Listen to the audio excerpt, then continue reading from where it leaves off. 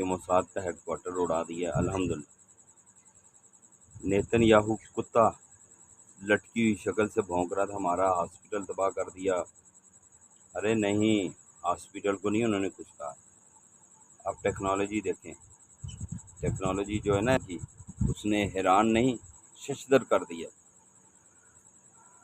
जब मोसाद का हेडक्वार्टर तबाह हुआ है, ये फिर उस हॉस्पिटल की बिल्डिंग की बेसमेंट में मोसाद और मोसाद के बड़े अहम रहनुमा, मुझे इस टाइम उसका नाम नहीं याद आ रहा, और उसने बेशुमार मुसलमानों को कत्ल किया। मुसलमान ममालिक में उसने ऑपरेशन किए हैं।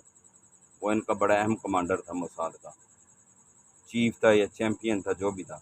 उसके नाम के ऊपर अलग से एक ब्लॉग सुबह बनाऊंगा। ईरान ने जो सुपरसोनिक मिसाइल मारा है ना, अब ये नहीं पता नाम उसका क्या है, वो जाकर डायरेक्ट हॉस्पिटल की बेसमेंट के अंदर गिरा है।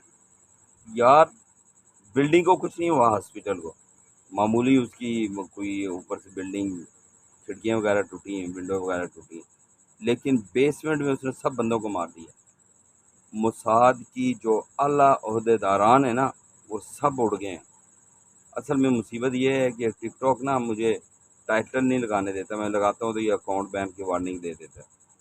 मोसाद की जितनी भी आला क़यादत थी ना, उस हॉस्पिटल की बेसमेंट में वो मारी गई है। कल परसों रात, सॉरी कल रात तो इन्होंने वैसे मिसाइल मारे ना, परसों रात जिस दिन एक्सचेंज उड़ाई है हॉस्पिटल और इनका मोसाद का हेडक्वार्टर, इनकी उन्होंने उड़ा के रख, साइंसदान मार दिए हैं, इनके इंजीनियर मार दिए हैं।